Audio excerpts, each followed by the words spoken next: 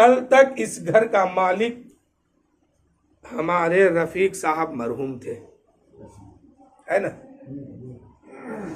आज इस घर का मालिक इनका बेटा हो गया। फिर कुछ दिन ये सिलसिला चलेगा, फिर कुछ दिन के बाद इस घर का मालिक जो है अल्लाह ने चाहा तो रफीक साहब के पोता हो जाएगा। तो ये घर क्या हुआ? मेरा नहीं है, आपका नहीं है, किसी का नहीं है। ये घर एक तरह का मुसाफिर खाना है। ये चल रहे मुसाफिर देश पिया के, ये दुनिया मुसाफिर खाना है। ये दुनिया कुछ भी नहीं है हम लोगों के लिए, आप लोगों के लिए एक मुसाफिर खाना है। हजरत इब्राहिम बिन अदम बहुत बड़ा बादशाह है ये, और ये अल्लाह का वली भी बने तो बहुत बड़ा वली भी बने। अभी बादशाह था, वली नहीं बने हैं, तख्त पर बैठा हुआ था और अपने वजीर से, नौकर चाकरों से कहा कि खबरदार, दरवाजे के अंदर अब कोई नहीं आना चाहिए। दरबार लगा हुआ था, लोग भरे हुए थे, मजमा खचाखच भरा था। ये अदालत की कुर्सी पर बैठ करके लोगों का फैसला कर रहा था। इतने में एक शख्स आया जिसके चेहरे में हैबत थी, यानी जिसका चेहरा देखते ही लोग डर जाते हैं। ऐसी शक्ल सूरत वाले एक इंसान आया, दरवाजा खटखटाया। दरबानों ने दरवाजा खोला तो पूछा कि तुम कौन हो? कहा कि सामने से हटो, मुझे इब्राहिम बिन अदम से मुलाकात करनी है।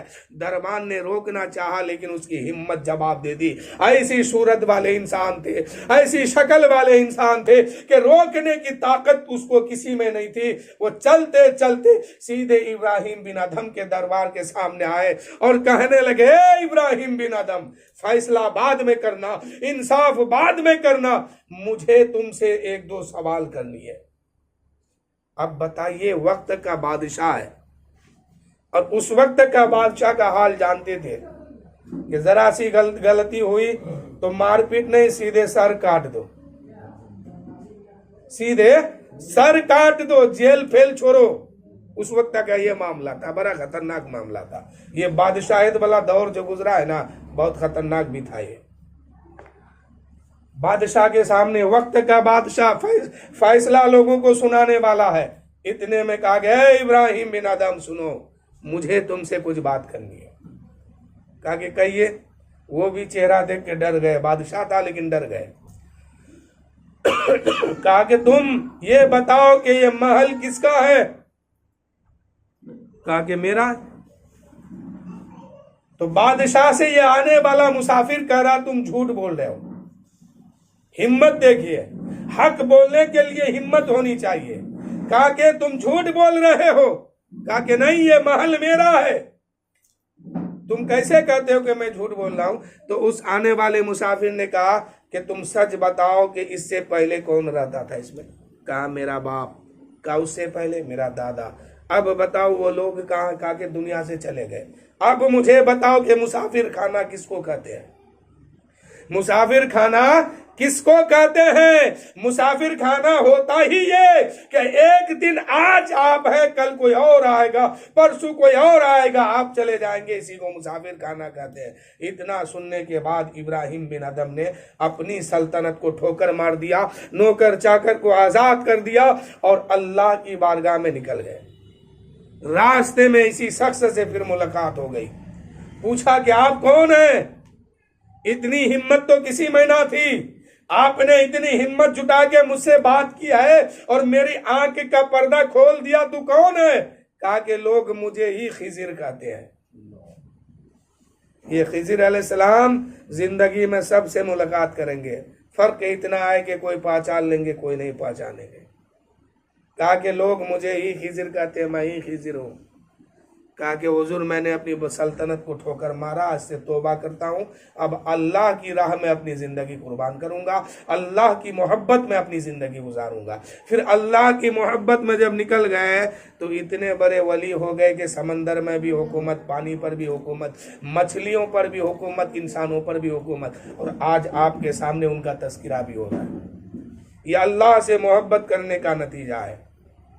तो शायर कहते हैं कि ये जो घर जो है हमारा नहीं है, ना आपका है, जितने चाहे ऊंचे उतने महल आज बनवा लो, 1 2 10 20 घर बनवा लो, लेकिन ना आपका है ना मेरा है। हम भी जाएंगे, आप भी जाएंगे, मालिक कोई और बनेगा, फिर वो जाएंगे, मालिक कोई तीसरा आएगा, फिर वो जाएंगे, मालिक कोई चौथा आएगा। इसी तरीके से कयामत तक मालिक बदलते रहेंगे, बदलते रहेंगे। मिल्कियत किसी की नहीं होगी, मालिक कोई भी नहीं बन पाएगा। चंद दिन हम दुनिया में है, यही मौका गनीमत है कि हम अपने अल्लाह को भी राजी कर ले, अपने रसूल को भी राजी कर ले। रब हमारा राजी हो, रसूल हमारे खुश हो, तो हमारा बेड़ा यहां भी पार है, वहां भी पार है। हमने शुरू में कहा था कि मरने के बाद जब हम कब्र में जाएंगे इतनी खुशी मिलेगी जितनी की पूरी दुनिया में ना मिल पाई। वो खुशी क्या है, जरा एक जुमला सुनिए। वो खुशी ये है कि हम मर के कब्र में जाएंगे, हुजूर का दीदार कराया जाएगा, रसूल का चेहरा दिखाया जाएगा, नबी को सामने हम देख करके खुशी में मचल उठेंगे और फरिश्तों से कहेंगे, ए फरिश्तों, तुम मुझसे पूछते हो कि मीजिन के बारे में क्या कहते हो, यही तो हर दर्द की दवा सल्ले अला मोहम्मद है। सुभान अल्लाह, सुभान अल्लाह। यही तो हर दर्द की दवा सल्ले अला मोहम्मद है। तो मेरे दोस्तों, आज जो जिंदगी मिली है ये मौका गनीमत है आपके हाथ में, हमारे हाथ में, कि नेकी भरपूर कर ले। नमाजे पंजगाना को पढ़े, नमाजे तहज्जुद और नमाजे नफल को पढ़ा करें और नेक काम करें, मखलूक को खुश करके इस दुनिया से जाएंगे इंशाअल्लाह, फिर हमेशा खुशी ही खुशी मिलेगी। शायद कहते हैं कि जितने चाहे उतने ऊंचे आज बनवा लो महल, जितने चाहो उतने ऊंचे आज बनवा लो महल। एक दिन घर से तुझे, एक दिन घर से तेरे तुझको निकाला जाएगा, एक दिन घर से तेरे तुझको निकाला जाएगा। दुनिया की एक और हकीकत है, किसी के भी घर में इंतकाल करते हैं लोग, तो इंतकाल होने के बाद आखिरी दीदार है, फिर कयामत से पहले इस तरह की दीदार नहीं होगी, आखिरी दीदार है। लोग क्या करते हैं, रोना धोना शुरू करते हैं, लेकिन ऐसे आलम में बर्दाश्त भी करना बहुत मुश्किल है। तो जहां तक बर्दाश्त हो सके रोना धोना कम करके कलमा शरीफ, दुरूद शरीफ, कुरान पाक की तिलावत उनके नाम से कीजिए। इसीलिए कि अब आपके रोने से या धोने से या सर पटक लेने से आप उनका कोई फ़ायदा नहीं होने वाला है। फ़ायदा वही होने वाला है कि दुरूद शरीफ पढ़ के, कलमा शरीफ पढ़ करके, सूरत वगैरह पढ़ के, कुरान पाक की तिलावत करके उनको सवाब पहुँचाइए, यही फ़ायदा है।